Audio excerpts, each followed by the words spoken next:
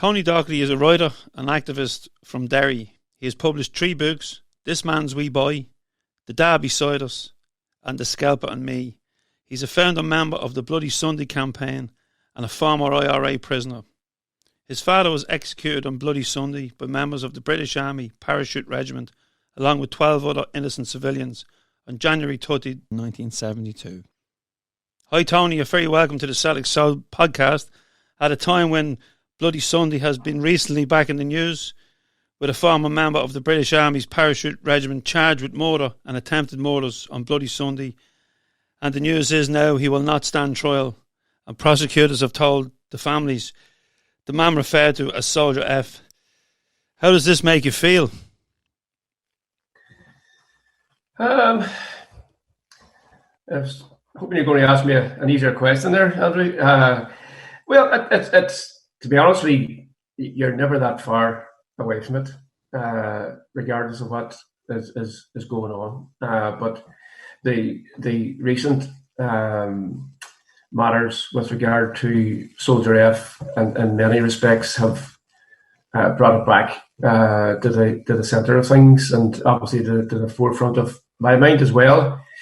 The thing about Soldier F is that the report of the Savile inquiry that came out in 2010 basically found that he was responsible for killing 5 people, and he acted without fear or panic.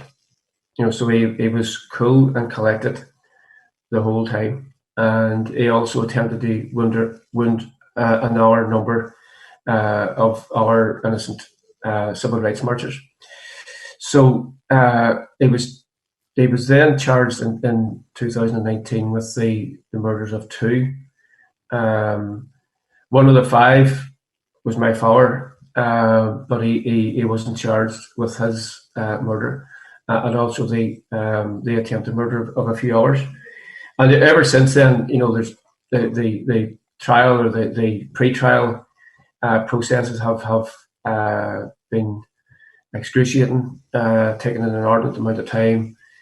Major issues about his ongoing anonymity, quality of evidence, all the stuff that they could use to obfuscate the processes have been used. So they're not going to be let go easy. I mean, clearly the idea of Soldier F or somebody like Soldier F being charged isn't a popular idea with the British military, nor between the British military and the current Tory government, or any British government for that stage. I think it probably would be no different had Labour been in power. So it's deeply unpopular in Britain, and I think what they have been doing over this last while is trying every trick in the book with regard to the particulars of Soldier F's trial. And then that came to the fore last Thursday when it was indicated by the Public Prosecution Service that the charges that they were intending to not pursue the prosecution any further because they didn't think there was a reasonable likelihood that a criminal conviction would be brought about. However, just today that the intention of the prosecution service has been stalled at the High Court, and so the imminence of the charges being dropped against Soldier F is now probably going to take to September to resolve. That's obviously for the murder and attempted murder charges. Bear in mind that Soldier F and quite a few of our military people who were involved in Bloody Sunday on the day also stand to face charges of perjury during the Savile inquiry itself, which sat between 2001 and 2007, I think, and eventually reported in 2010. So the prospects of a murder charge don't look the best. I mean, I'm just saying that from a lay person and somebody who's directly affected but if that's the case, I think we could have an Al Capone scenario where Al Capone he's not convicted of the various sort of gangster crimes that were committed by him and his gang in Chicago in the 1930s. He was eventually charged and convicted of tax evasion. So the chances are this may go on against Soldier F from the point of view of perjury. But that would obviously be a relatively minor consideration. So it's still there. I mean, to be honest with you, you walk into your history every day in Derry because it's so, everything happened in very sort of close quarters. So you're never too far away from it, but the Soldier F thing has brought it back to the front and centre. Yeah, and like when we think of those murdered on Bloody Sunday, you know, we think of the iconic images, the black and white pictures, you know, the videos or the film footage. But before Bloody Sunday, you know, you were only 9 on that day, on a fateful day. So, but life before then, and you know, memories of your dad. And can you tell us a little bit your dad and you know who he was? Yeah, well, I suppose my father was central to my first book actually, and the first book was called This Man's Wee Boy, and I suppose had to sort of resurrect his memory from my own childhood memories and from those of my brother and sisters and our people close to the family. So my father was a working class man, born and raised in the Brandywell area, where we were brought up as well. For long periods of his life, he had to cross to England to work in various jobs because there was no work in Derry. There was no work in Derry, particularly for Catholic males. There was plenty of work for females in the shirt factories and so on, but there was very little for Catholic men. So a lot of the men folk would have had to immigrate at different times to raise enough money for their families, and my father would have been among that group. When he was killed, he was working for DuPont. He was one of the lucky ones in Derry at the time to get a job with DuPont multinational. We lived in a small terrace house in the Brandywell in Hamel Street, 2 up, 2 down. It was we had very much an impoverished upbringing, but we didn't know that at the time. This was just normal for us being brought up in the Brandywell with practically nothing in terms of worldly goods, as it were. But it was, I mean, we all had a very happy childhood. We were well reared. My father was very religious, and he would have taken us to mass as children every Sunday, and during retreat we would have been made to walk we were basically forced walk to the chapel as well. I'm sure a lot of people had the same experiences as ourselves. But he was a very religious man, very, very simple man. He was somebody who was involved and very interested in civil rights, not necessarily Republican politics, because that didn't really feature for our family in the 1960s. And on the day of Bloody Sunday itself, he was a steward on behalf of the Northern Ireland Civil Rights Association. So there was 6 of us children. The youngest was born in June 1971. So my younger brother Glenn was only 6 months when my father was killed. So there were 6 of us, four boys and 2 girls. And my mother was 28, I think, when my father was killed. So I've written about this extensively, and I've had the pleasure, in a sense, of getting to know my father again through memories and connecting all the different memories up to write an account of his life connected to my life in the context of the family, and then growing up in the times that we did through the 1960s. I was born in 1963, and right through to the beginnings of the Troubled period and 1968 and 69. I remember it really being taken to civil rights demonstrations in the city centre. We didn't really know what they were, but they were considered safe enough, for parents to take children. So I remember them very well. But I think by the summer of 1969, I think there was more of a threat. There was a portent of bad things to come. Let's say, and the climate changed considerably at that time, in the days and weeks in the run up to the Battle of Bogside.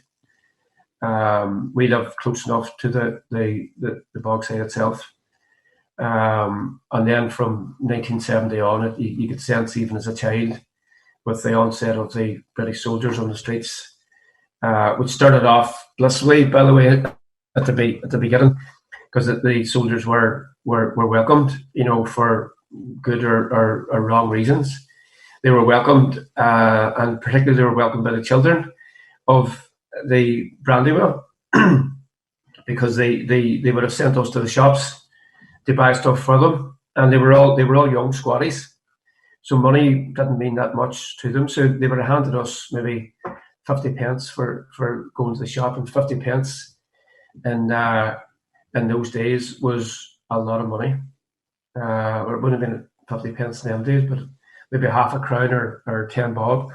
That was a lot of money. So the idea of the soldiers being on the streets was popular in a sort of grown up sense, but from a child's point of view, it was very popular as well. And it was exciting in a sense to have soldiers on the streets, camped at your street corner. As I say, I've written about this extensively, and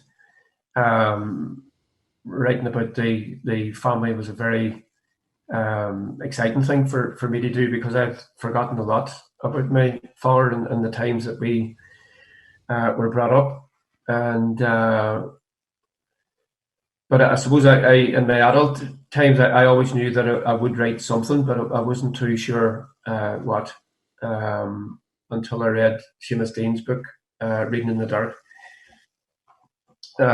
He wrote about Derry in the 1940s and 50s.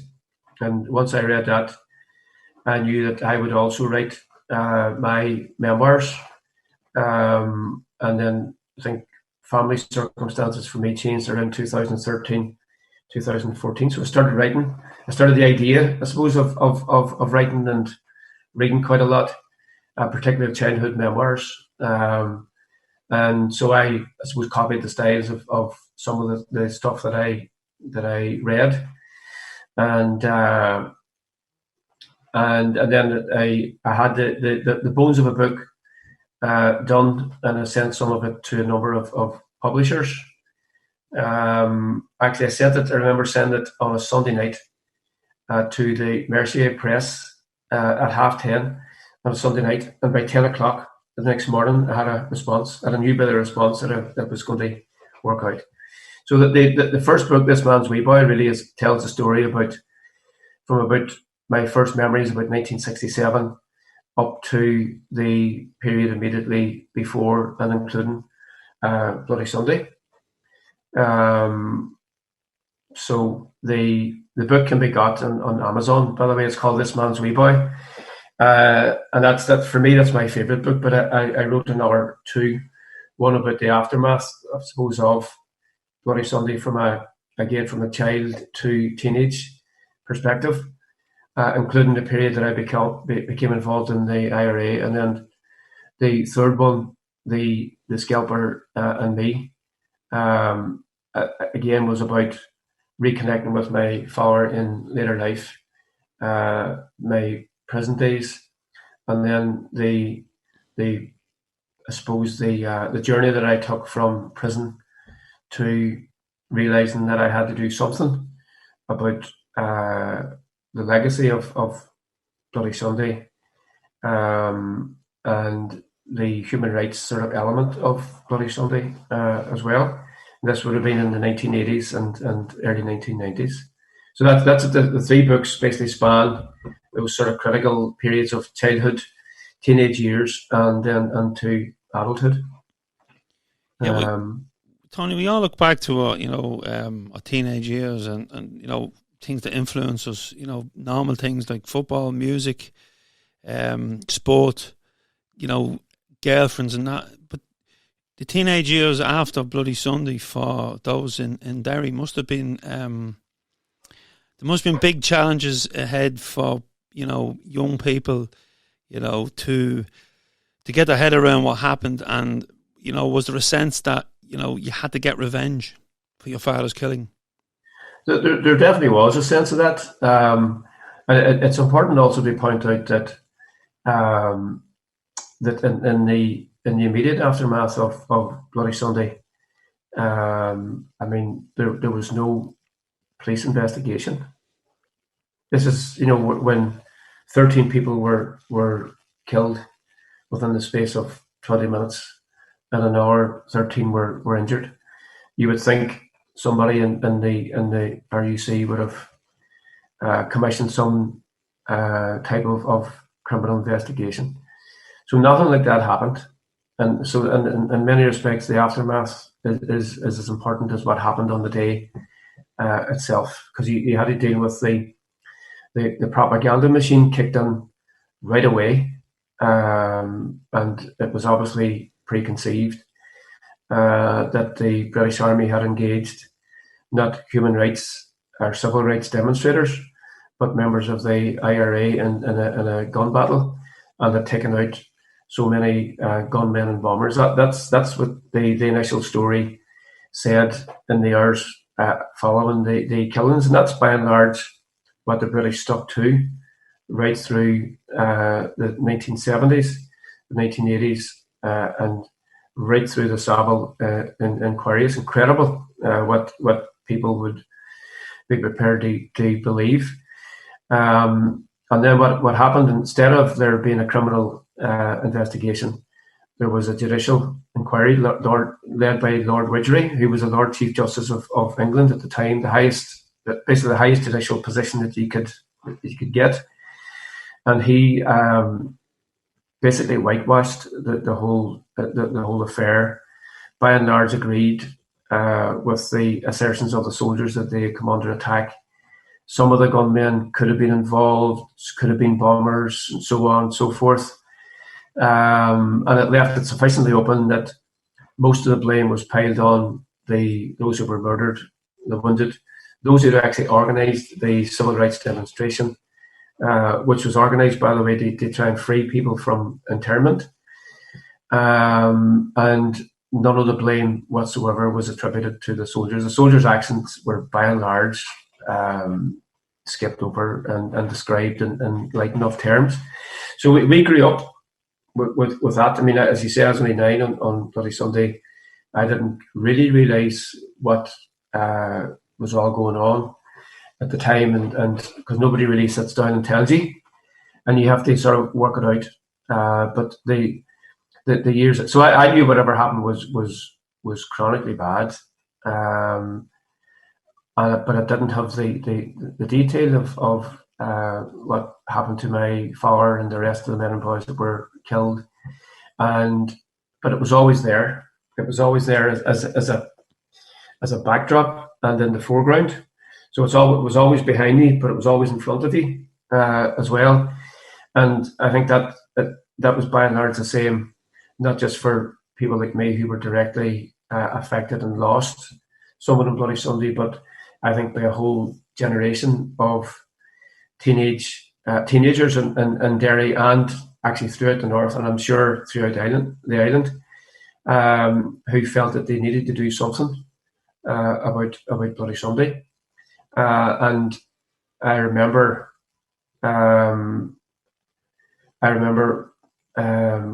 very shortly after Bloody Sunday, basically making a commitment that I would join the IRA when I grew up. And by 1972, the IRA was a fully fledged guerrilla organisation.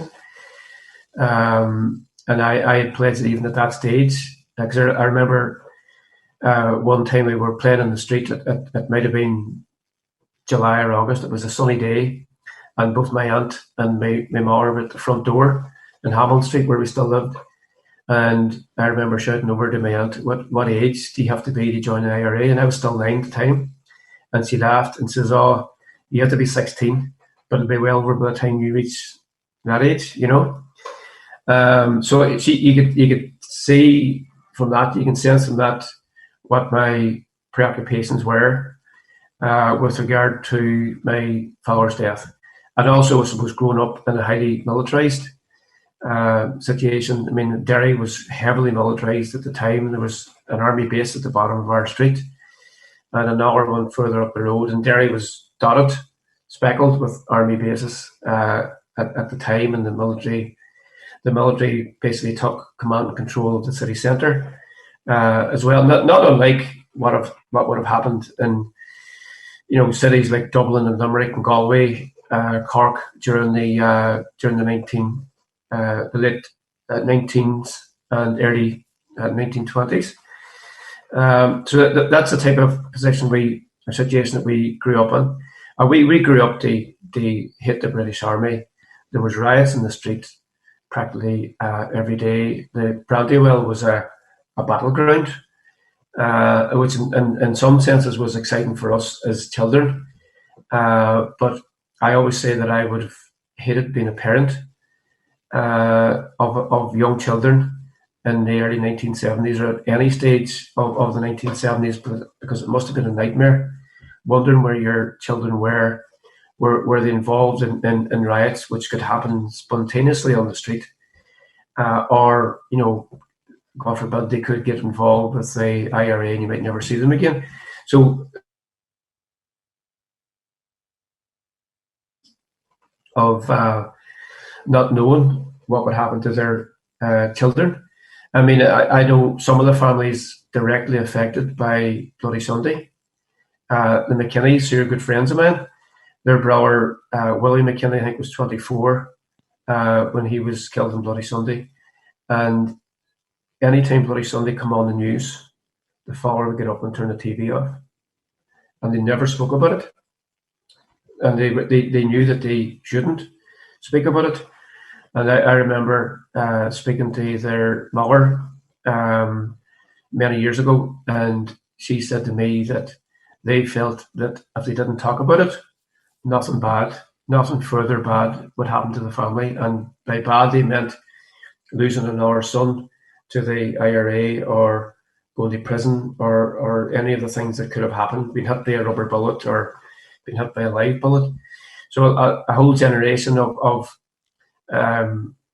young parents and young to middle-aged parents grew up with the stress and the trauma of the conflict, because they knew that their young people would be vulnerable to revenge, as I was, and what all my friends were as well. That's what we talked about. We were constantly, pretending to be members of the IRA when we were 10. You may have grown up with cowboys and Indians or whatever. We grew up, it was the IRA and the British Army, and we were the IRA, and we would plan attacks on the British Army and all that, what some children would do. But it obviously became deeply ingrained and implanted in a whole generation. And so when I reached the age of 17, you had to be 16. You had to be 16 to get into the junior IRA, the Fianna and the Heron. And I joined them at that stage. It would have been 1979 or so. But that all happened again in the backdrop of discos and dances and girls and all the rest of it. So in some senses, our teenage years were normalized by pop music and all of that. But the big difference for us was that if you can out of a disco or out of a dance, the chances are you would get involved in a riot or something would happen between the people leaving the community centre and the British Army and the RUC. That was almost a foregone conclusion every Friday, Saturday, and Sunday. So those are the circumstances which we grew up in. And then, as I say, I joined the junior IRA in 79. And when I went on then to join the IRA proper in 1980, I was asked, I wrote about this actually in my second book, about the recruitment process, I suppose the progression on from the junior IRA to the IRA proper. And there was a number of us gathered in a kitchen in Chantallow, which is a housing estate.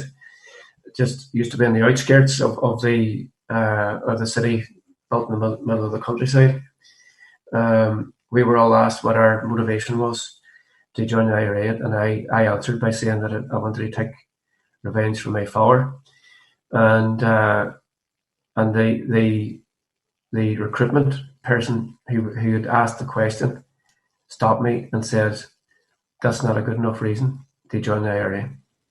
So I was actually stopped from joining the IRA, but I was allowed a second go, and I come back and I had my answers worked out well in advance this time. So I progressed into the IRA in 1980.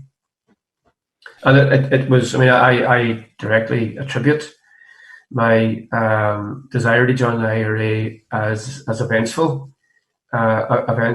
desire. It was motivated by the tyranny of the state. There's no real other way you can put it. It wasn't naivety. It wasn't somebody banging a drum. It was, for me, it was pure logic. Because in terms of what happened on Bloody Sunday and the aftermath in terms of justice, there was nowhere else to go. In my head, there was nowhere else to go. It was logical for me and for a whole generation of young people to do what I did. Actually, when I went to prison, as you said at the start, in 1981, my IRA career didn't progress very far, which in some senses is fortunate. Certainly for me. But when I went into the Crumlin Road prison in 1981, I was shocked to hear that so many people of my generation had joined the IRA because of Bloody Sunday. And that just wasn't people from Derry, where I'm from. This was people throughout the north, actually, and some people from other parts of the island as well. So it did have a very profound effect. The massacre had a very profound effect, but also the propaganda afterwards had a very profound effect, and the denial of justice over the years, I think, had a huge effect on a whole generation of young men and women in this city and beyond. And I think that, ultimately led to the prolongation of what we called then the Long War. So that's really what motivated me as a young man. It was to take revenge against the tyranny of the state. Yeah, and only down the road, and I think about my teenage years. When you said, you go to a disco, there was girls, there was music, there was crack, but when you're coming out, when we're coming out, we're trying to avoid getting a thumping from maybe a local hardman, and we're looking forward to a bag of chips. But you're coming out to harassment and possibly rioting. So there's nothing normal about that. Well, it was not. By the time I was a teenager, 14, 15, 16, it had become normalised for us. So the whole sort of heavy militarisation and the whole thing about resistance through the IRA had become completely normalised for us. That's in effect, we had grown up at the commencement of hostilities, let's say in 1970, 71. We just grew up with that, and that became part of our life and times. Became part of how you walked from one part of the city to another without getting stopped by the British Army. Choosing your route. That was a very, very common thing for us. If you were dating girls, for instance, in Craigan, which was a good 4 or 5 miles from our house, and you walked everywhere in those days. There's no such thing as a taxi. You had to basically work out the route that you were less likely to be stopped and searched and harassed by the British Army and the RUC. It didn't always work, but then sometimes you would find yourself literally in the dead of night, surrounded by British Army personnel, RUC personnel, and it was obviously worse if something had happened earlier on. More times than enough, you wouldn't walk home. You would walk to the nearest aunt's house or your granny's or something like that, so you wouldn't have to do the full trek home. Again, that was just something we grew up detesting the British Army. It was clear they detested us.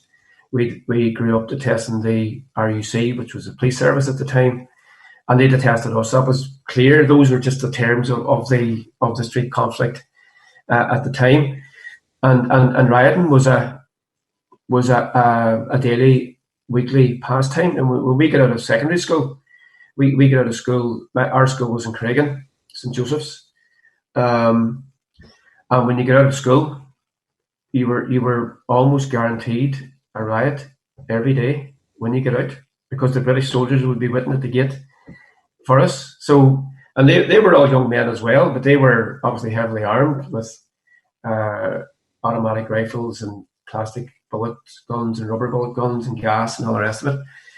Or if you didn't get a riot there, we would have walked from Craigan down to the Bogside, and you would have got your riot. So it was a daily occurrence. That's what they say if you were rioting every day. But by the mid-70s, when I sort of came of age as a teenager, it was a common occurrence. It was just something that we were prolific rioters. The right arm was 10 times stronger than the left, and with a deadly aim and all that, Yeah, and it just gets me thinking when I mentioned the word teenage, and I think the undertones from Derry, and I think a teenage kicks, and it puts a whole different perspective, because when you were, I suppose, getting it more involved in the Republican movement, these boys, there was some lads in the area, and they were appearing on Top of the Pops, and that must have been surreal, like for that, like I remember going to see the undertones at the local disco. I would say it would have been 1978. I mean, the whole sort of explosion of punk rock was just integrated into this sort of scenario of conflict between us as teenagers and the British Army. Punk just happened. Some of the punk rockers would have been rioting as well, so they weren't entirely sort of immune from it. But I suppose for us, the stuff like the undertones was a bizarre sort of occurrence during the whole sort of normality of the conflict. By the way, the two undertones, John and I can't remember the other fellow's name. Their follower was the coroner in Derry, and it was their follower that delivered the coroner's report, where he described the killings of Bloody Sunday as sheer unadulterated murder, and he got into trouble for, believe it or not, in Derry, he got into trouble with the authorities for using the terminology that they did. So there's a direct connection between Bloody Sunday and the undertones. But no, it was in some senses it was a great time. Growing up, in many respects, I wouldn't swap any of the 1970s, because it was a backdrop of all that, of music, disco music, punk, and all the rest of it, and it was just integrated into our lives and normalized.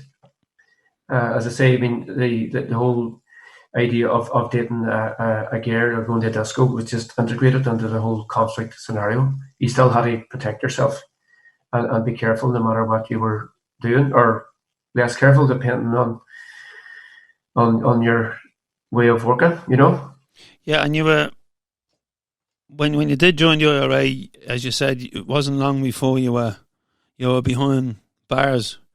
Mm. Um, like, do you remember much about the process when you know going out on active service, getting lifted, go through the courts, and then with you would have been into prison like, during the hunger strikes, would you?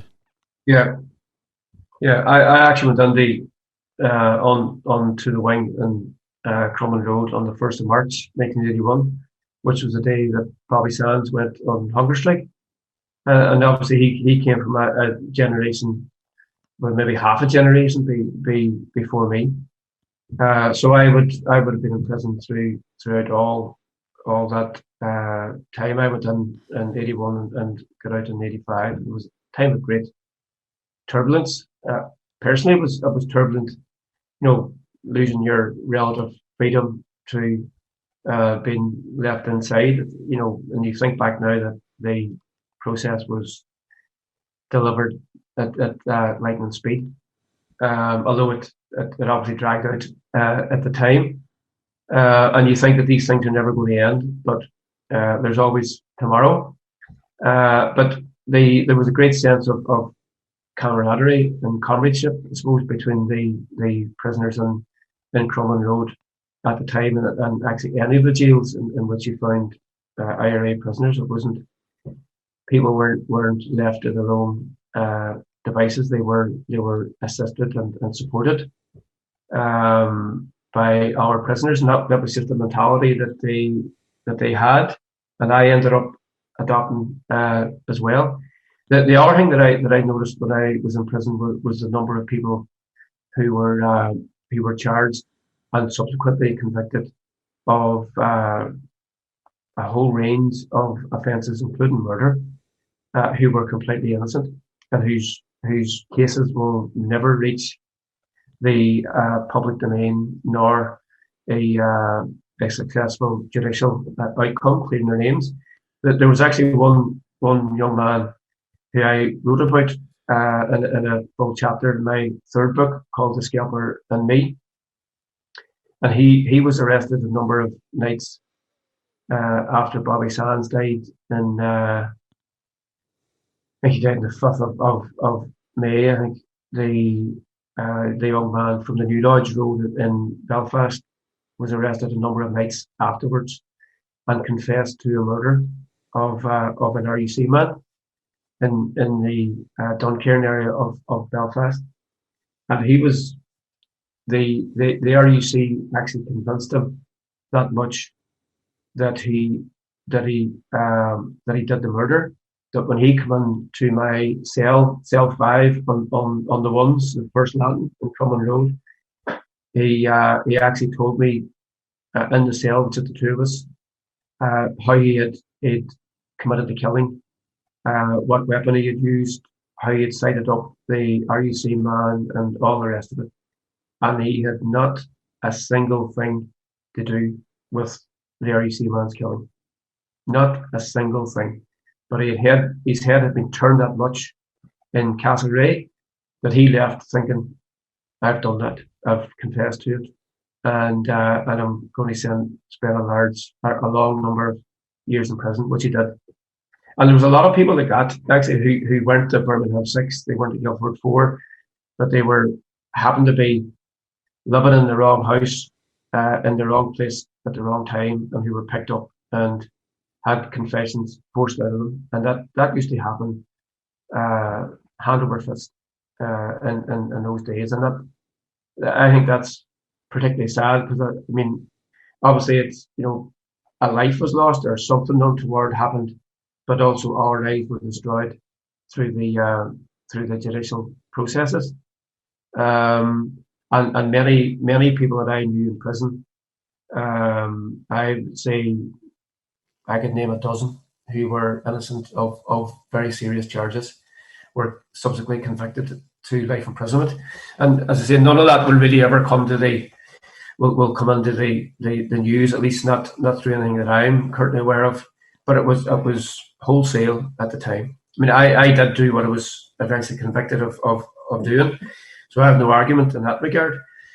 But if you look at the way that the whole judicial system was stacked against people like me, I mean, I was charged with, if you compare me to Soldier F, for instance, Soldier F had executed 5 people within a 15-minute period, and it tried to execute an unknown number of hours. He had never, I mean, he had the whole weight of the government apparatus on his side. I joined the IRA directly because of his actions and the non-actions of the state, and I ended up serving 4 years, doing 4 years for what I did, and many other people served long sentences for what they didn't do.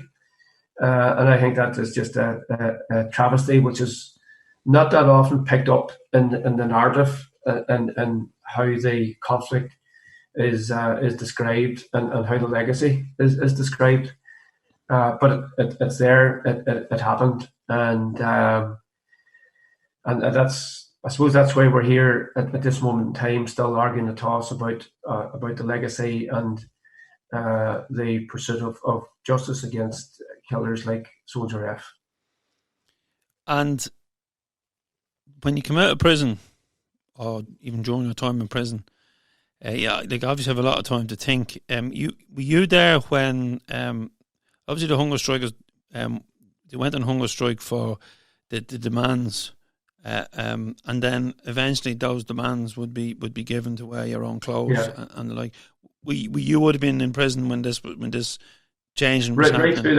Right through that period, right through that period, and the aftermath of the hunger strike. I remember when I went up to the Long Kesh, they're always known as the Maze prison. It would have been January 1982, and I remember seeing the name of a hunger striker, Tom McElvey, very, very freshly cut in to the paintwork on the heating pipes, and you know the hunger strike was obviously very, very real and very close, but I never felt as close to it than I did when I went up to the Kesh and saw his, because he had died, I think in I think it might have been July 1981, and I went to the Long Kesh. It would have been 6 months after that. But I remember seeing his name etched into the pipe, Tom McElvey, and also remember seeing the irregular verbs written in Irish on the wall that had been painted over. Somebody had taken the time to, because I suppose a lot of the prisoners wouldn't have been given paper or pens or writing or reading material. People had to learn Irish on the hoof out through the doors, shouting across the land and so on. But I remember all the irregular verbs were all written on the wall, and it might have been the lead, or it could have been the corner of something or other. But somebody had whitewashed over the top of them, but you could still see them very, very clear. So for me, that those two things were revelations. Literally, seeing the name and the pipe etched in but painted over, and then seeing the irregular verbs in Irish all written on the wall. So I knew that I had sort of entered a different place with a particular history. And coming out of prison, Tony, you have to be a changed person. It has to have changed. Well, and I suppose that I mean, you do have to grow up quick in those circumstances. I was a very young and impressionable teenager when I went to prison, and I got out when I was 22 in April 1985. It's a great time to get out, by the way, because I think the 80s were sort of a brilliant decade in their own right. I mean, you had the whole sort of miners' strike going on at the time. I would have sort of become quite politicized from a left-wing point of view. Did a lot of reading on socialism and read a lot of Connolly when I was in prison, and got a better sort of worldview of politics and the need for change. So I get out, I suppose, a more informed and more rounded individual, not any less committed to the overthrow of the state. But I suppose I choose my weapons a wee bit more carefully the second time round, and would have become involved in a lot of community activity, Republican politics. I also had my first inkling that it could be me that would end up doing something significant around Bloody Sunday as well. Because the day that I got out, there was a big do in the house, a big party in the house, and then the next day, or I think it might have been the day afterwards, I walked. My plan, I got out on the Wednesday, and my plan on the Friday was to walk the whole length of the city, basically the route that I used to take on dates and stuff from Shantallow to Cregan. They go to the cemetery, they visit my father's grave, and then they go up to my granny and grandfather's house. And so I went to my granny and grandfather's house, and they had still two of their own children. My Uncle Joseph and my Aunt Lorraine were still living with them. But I remember having a conversation about with my grandfather about Bloody Sunday, and we talked about what I might end up doing. And he said to me, I'm paraphrasing now, but he said something like, "You've done your bit in prison. What you should be doing is looking at what can be undone about Bloody Sunday." And it was my grandfather on my mother's side, Conor Quigley, who put the idea in my head in a very real way, because it's you do listen to your elders, and I think you should listen to your elders, because they're wise in different ways than you are. They're more worldly. But it was him that put the idea in my head that it would be me that would do something. So, and in 1985, it was actually quite difficult to see what could be done, because you were still literally in a war situation, war-torn city. There's no inkling or idea of justice. It was all heads down.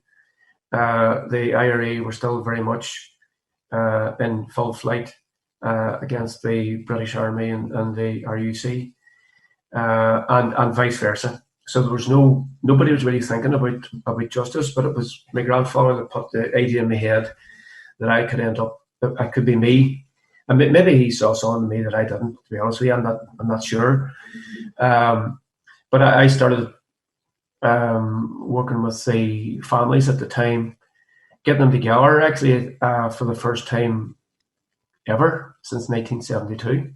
So it was a full 13 years. You would have thought they would have had more to do with one another, but they didn't, and they didn't because they were scared about raising the issue, because they were fearful that if they did, it would have a negative roll-on effect on their children, and maybe by that stage their grandchildren. So a lot of them didn't, and but I sort of gathered a good rapport with quite a lot of them, and then, they wouldn't all have been Republicans like myself, but I always felt that there was an obvious bond between us that would transcend any sort of party political affiliations or beliefs that we had, and that's the way we conducted it from the very outset. And then what actually happened then is that the Guildford Four were released, and then the Birmingham Six were released, and I think that started. It stirred something in people like myself that we could be dealing with the art of the possible. Here you had two long-running campaigns to free innocent men, and women that had come to fruition after more than a decade of imprisonment. And so that got people thinking, people like myself thinking that maybe there is something that can be done here. And the state didn't appear to be as monolithic as it once did. So by 1982, utilising the 20th anniversary, we very deliberately, as in some of the families and our political activists, we deliberately set the 20th anniversary up as a platform to establish a family-based campaign with the support of as many people as we could gather in the city around Bloody Sunday, and the plan was that we would do that within Derry, within Ireland, and with a focus on Britain, I suppose, but also internationally. So from 1992, we didn't really look back. We were on a roll, and to cut a long story short, I suppose he had the outbreak of peace. He had the Good Friday Agreement, and the Good Friday Agreement came about in April 1998. But in January 1998, the British government announced the second inquiry into Bloody Sunday, again, which was an unprecedented outcome. There had never been a second inquiry into any event in Ireland or Britain. So we had sort of achieved something in that regard. And it was also international as well, because the British government at that stage, through negotiations with the likes of Martin McGuinness and John Hume, they agreed that they would introduce a international element to it, because we made it clear that there would be no trust between us. So you had all those things going on. You were dealing with the art of the possible at those during those change times, and then so we had the inquiry and all sort of ensued since then. And the inquiry was, not the perfect process for families. I have to say it was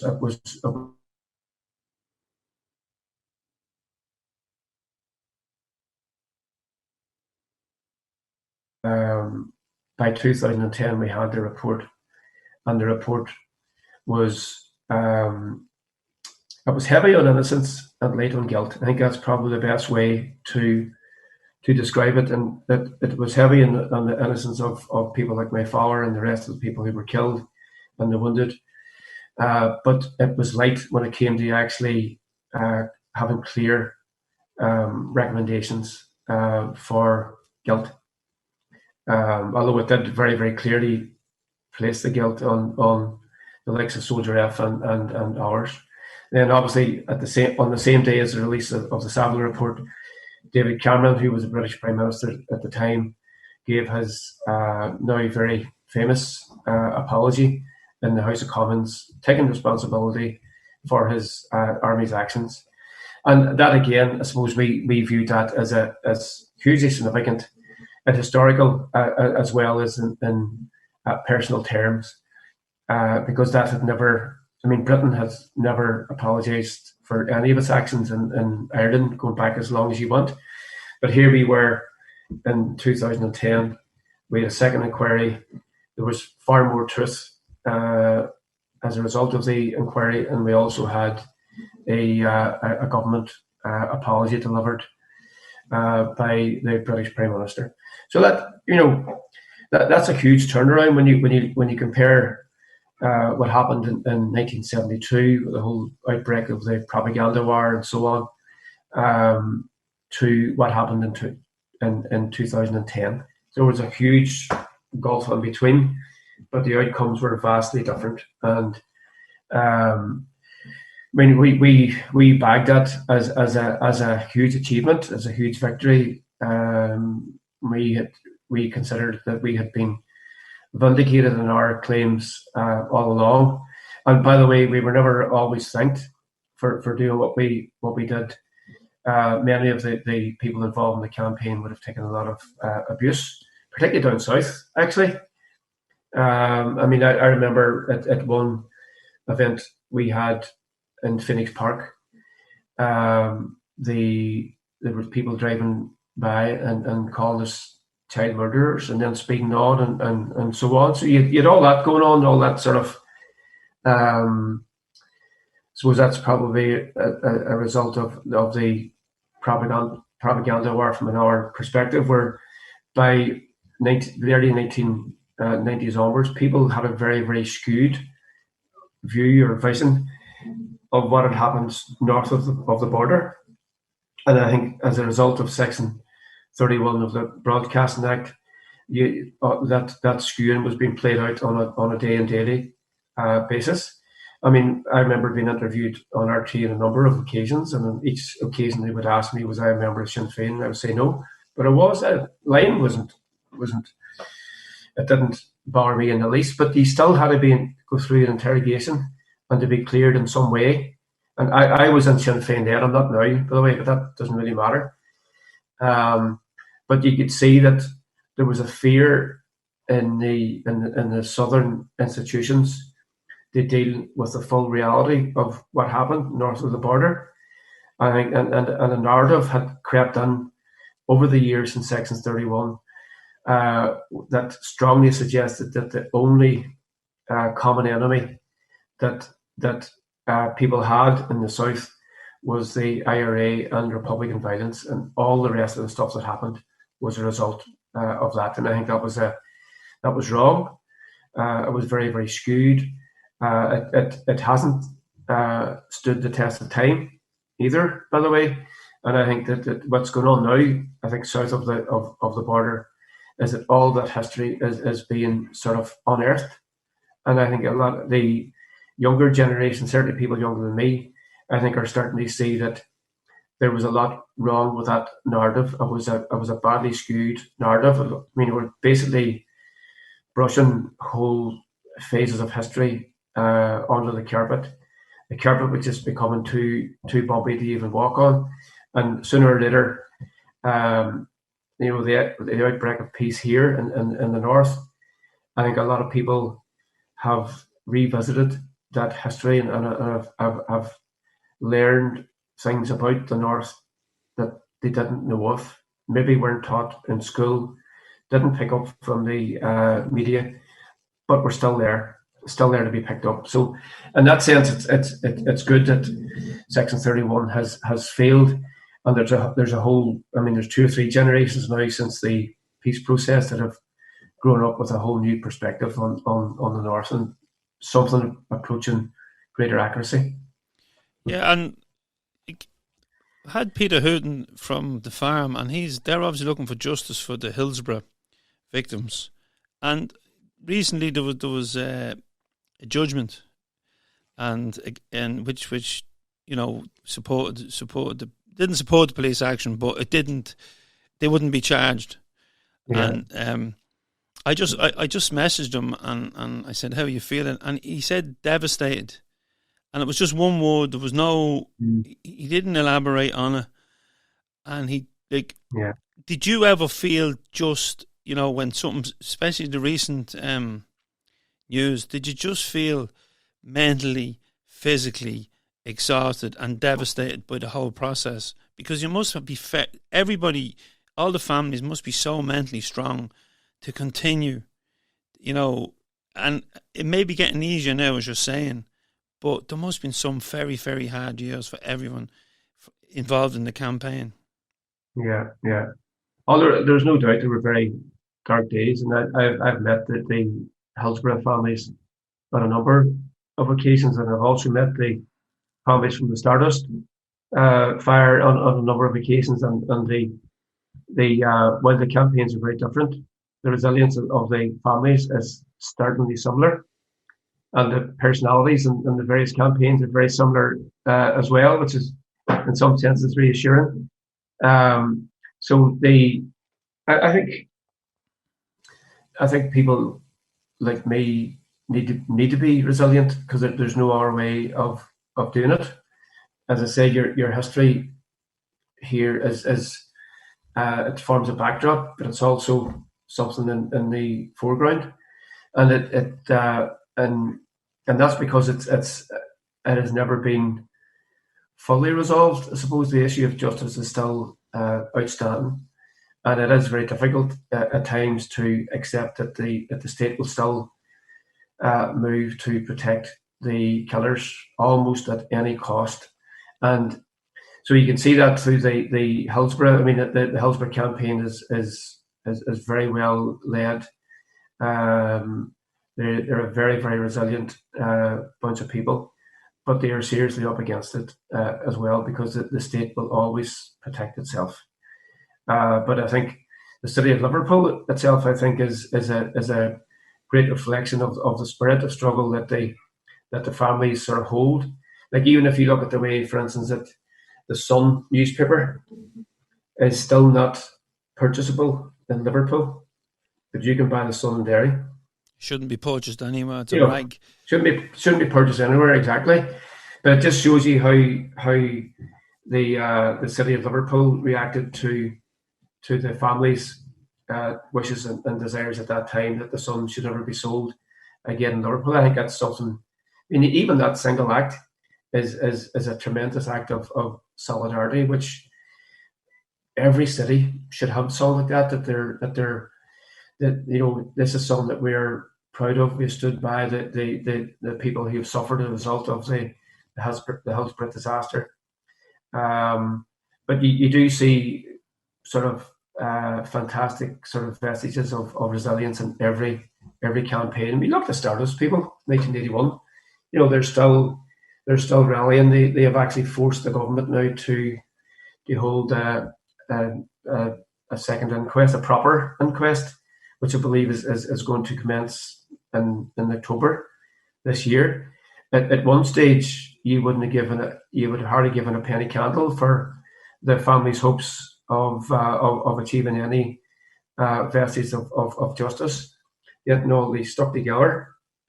They sorted out their demands. They came to us looking for advice, as did the Hillsborough families, and we gave it freely. I mean, we've had the Hillsborough people and the Stardust people up in Derry on quite a number of occasions, and we have imparted ideas and tips and advice about how they should approach certain things, how they should use the lobbying of all political parties, how to get to the heart of institutions, and so on and so forth. We sat them down and talked them through the whole thing.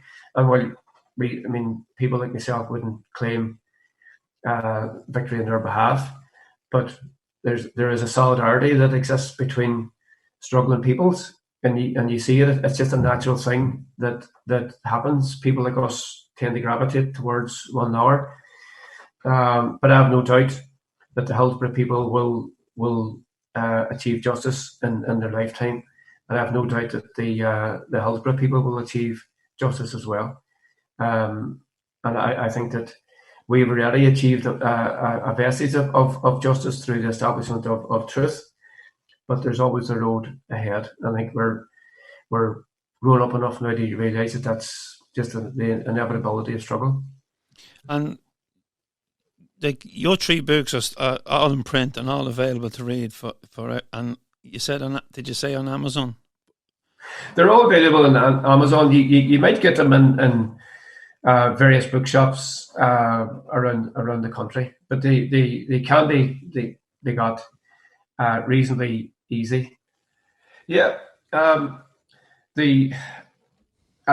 told that the books are good to very good, and the first book was first read by Jimmy McGovern, no less a person and somebody who has good contacts with the Hillsborough families as well, and he gave me a very good quote for the cover of it.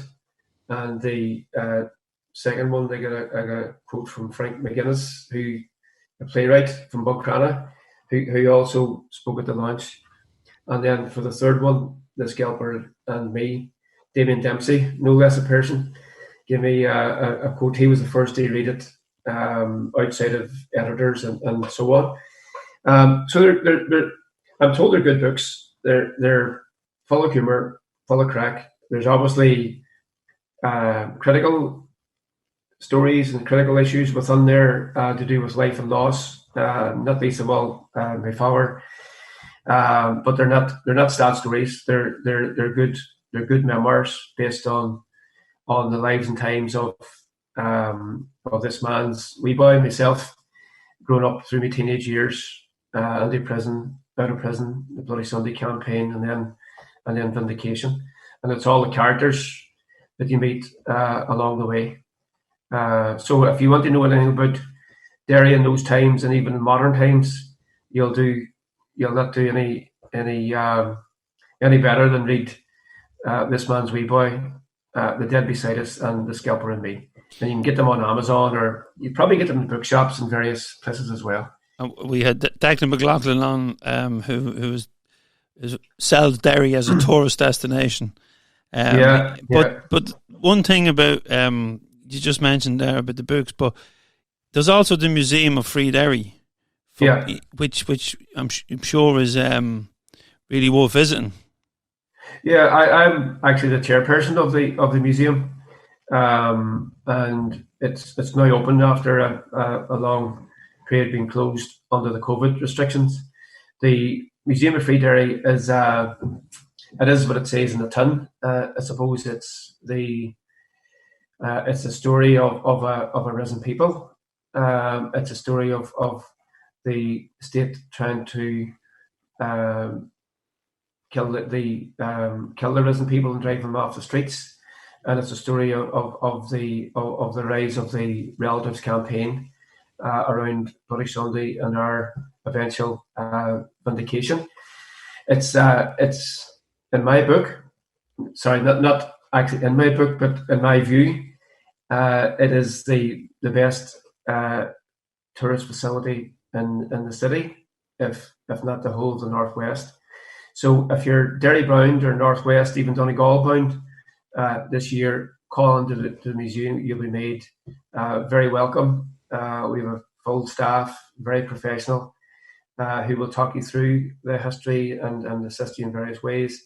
Or you can walk the museum by yourself, but I'll guarantee it'll be an uplifting experience for you.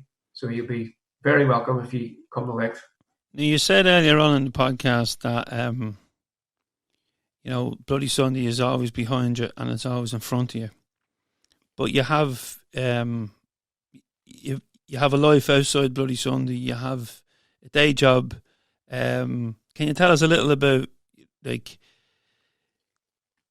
away from the books and away from Bloody Sunday, what daily life is for you and what you do? Yeah, well, I work for an organisation called the Healthy Living Centre Alliance, and that's an organisation that promotes better health and well-being for ordinary people, and particularly for people who are growing up in disadvantaged circumstances. So the Alliance is a network of 29 organisations, all north of the border, who combine their ideas and activities to provide a better product, to collaborate better in terms of what they or we provide to working class communities in terms of health and well-being. So we collaborate on mental health, physical health.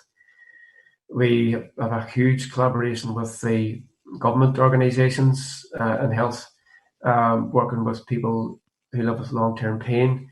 We do a lot of work around social prescribing, which I'm conscious not everybody is fully aware of, but social prescribing is basically a new phenomenon that's grown up in recent times, whereby a GP can refer a patient into a community program, as opposed to or alongside medication. So it's a means of tackling loneliness, isolation, people being separated from their natural community through ill health, mental ill health, and so on.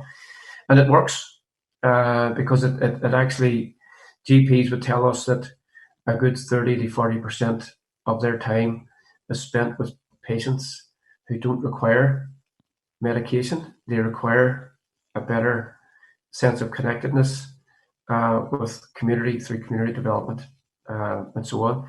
So we have responded and created social prescribing mechanisms throughout the north that people have benefited from and still do.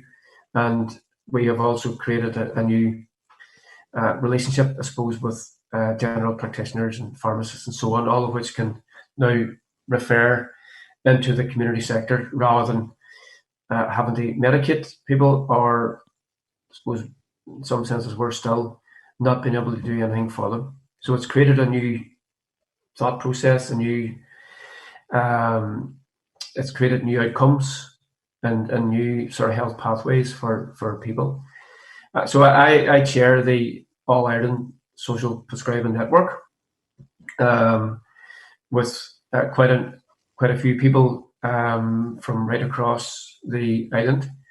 My co-chair is a man called David Robinson, who's a consultant geriatrician at St James's Hospital in Dublin. So I would do a lot of my work would be strategic, either within the north or throughout the island, but it's also about trying to improve how the various healthy living centres deliver their services to people on the ground as well. So it's good work. It's not unconnected, I suppose, from my outlook in life, which is always about trying to make things better, about trying to improve relationships, either in terms of health and the various sort of sectors that work in health and often compete. And it fits my sort of worldview as a socialist as well, I suppose, in that the health service is a very valuable tool that shouldn't fall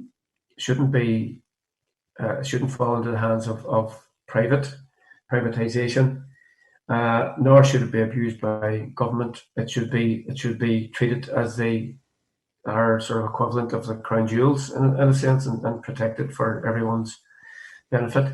I actually do think that health will be one of the unifying factors in relation to the ongoing debate about Irish unity.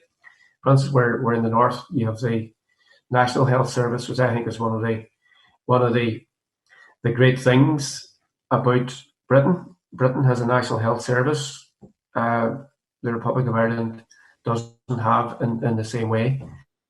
But I do think we could have a very useful debate around what a national health service could look like throughout the island as a unifying factor. What Southern Ireland could learn from the North. And that's not to say that the health service here is perfect, but I think it's something to behold. It's open to abuse and all sorts of stuff, but it's still something to behold. Yeah, down here our health service is broken, and it's a two-tier. The Children's Hospital alone, the National Children's Hospital, will tell you that there's something badly wrong in the system. It's an absolute mess. No, and it's a two-tier system as well. You know, if you've got money, you'll be treated, and if you don't, you just have to wait. It's fundamentally wrong in my book. Oh, fundamentally wrong. 100%. And I've had people on from Scotland, and you know, Tommy Sheridan was on, and we spoke about Scottish independence, and you know, I said, you know, you don't want to lose your NHS, and he said, no, we just want to make it better because we are envious down here of the NHS. And because like I'm close to the border here, or the old border, and like my pals can go to doctors for free. I can't. It's 55 quid for me to go to doctor, a lot of people, they're ill, but they won't go because they just can't afford it. Because not everybody makes the medical card. But listen, it's been an absolute pleasure having you on. It's you know, it's tough sometimes to listen from the outside and to try and put yourself in those people in Derry's shoes, and especially the families, like it is for the families of the Hillsborough and the Stardust. But it's been magnificent. But I have to get, it's been really good to get an insight. But every time I have a guest on, I tell them I have a Celtic Soul time machine. Now, if it's a footballer, he'll go back and relive a game. If it's a musician, he might go to a gig. If it's a politician, he might go to a moment that was that there was a victory in his political life. But like, where does it take you if you climb in? Is there a moment that you wish you could go back to, or something from your past that you'd like to revisit? I suppose that the loss of my father has been a profound and long-lasting experience. So if I could go back, I would obviously undo that. I mean, no youngster should lose their parent, I suppose, as we did in such a brutal manner. But it happens all the time. The high points, getting out of jail was huge. Getting out of jail in 1985 was even better. All the stuff going on politically and music and otherwise. And then I suppose I take great pride, I suppose, in relation to being asked to read the family statement in the Guildhall Square in 2010 in response to the Savile inquiry and the British Prime Minister's apology for Bloody Sunday.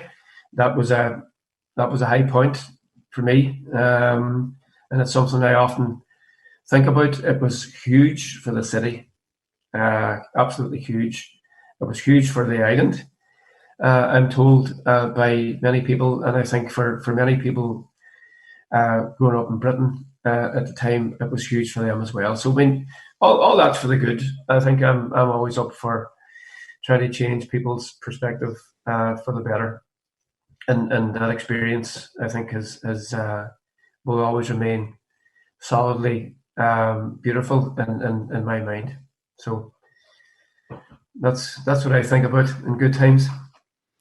Well, Tony, all I can say is thank you so much for sharing some of your story with us. And I think after listening to this podcast, I think there'll be a lot of people going on to Amazon or going down the local bookshop and to get the full story. So once again, thank you very much. Yeah. Okay. You're very, very welcome. You're very welcome.